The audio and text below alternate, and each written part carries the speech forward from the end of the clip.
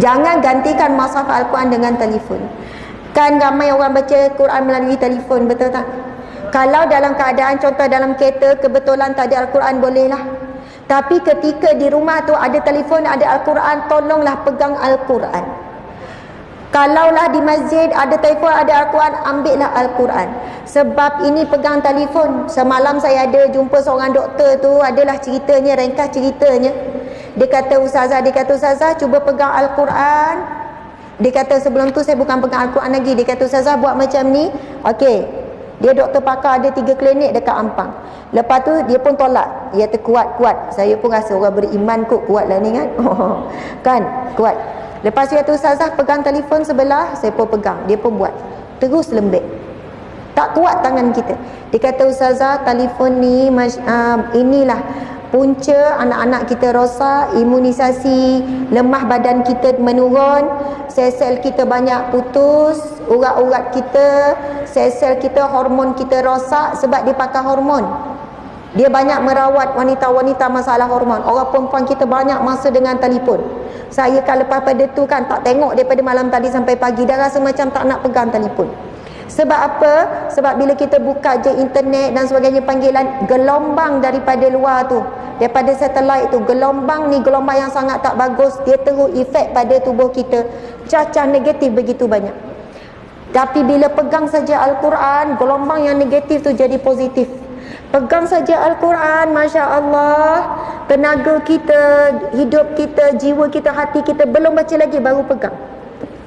Pegang telefon tak dapat pahala. Pegang Al-Quran terus dapat pahala. Buka Al-Quran, cium, buka Al-Quran, tak baca lagi, mata baru tengok Al-Quran dapat pahala. Ini hadis Nabi. 3 perkara mata melihat terus diberi pahala. Pertama, melihat wajah ibu dan ayah. Tengok muka mak ayah terus dapat pahala. Tak buat apa-apa, tengok. Yang kedua, tengok Al-Quran. Yang ketiga, tengok Kaabah. Masya Allah. Jadi kita bila tengok Al-Quran terus dapat pahala. Saya nak bagi tahu kalau ada di kalangan kita yang tak pandai baca Al-Quran. Ustazah, makcik buta huruf, makcik tak reti baca Al-Quran, ramai. Dan kita tak boleh kata makcik ni teruknya, dah tua macam ni tak baca Al-Quran lagi. Tak. Sebab saya pernah buka pusat pengajian Al-Quran, memang ramai orang 60 lebih datang ngaji Quran. Sebab apa? Kita faham zaman waktu 70-an, 80-an, 60-an dulu, guru Al-Quran tak ramai. Kat kampung makcik tak ada guru Al-Quran, ustazah. Tu makcik buta huruf sampai sekarang. Tolong jangan mengeji, menghina orang tak pandai baca Quran. Kalaupun kita rasa dia tu sebenarnya mampu belajar. Sebab apa? Ada orang walaupun dia tak reti baca, tapi dia cinta Al-Quran lebih daripada kita. Siapa yang tak pandai baca Al-Quran, tolong pegang Al-Quran dah dapat pahala. Tolong tengok Al-Quran dah dapat pahala. Subhanallah. Kemudian peluk dan ciumlah Al-Quran. Esok Al-Quran ni akan jadi saksi di padang mahsyar, dalam kubur. Masya Allah. Jadi jangan gantikan Al-Quran dengan telefon, sebab ia berbeza, sangat berbeza. Ini adalah satu-satunya mukjizat yang masih kekal sehingga hari ini sampailah hari kiamat.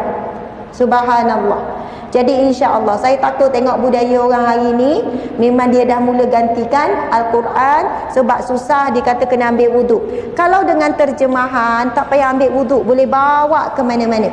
Yang kena ada wuduk Al-Quran tanpa terjemahan. Jadi tak ada alasan sebenarnya. Insya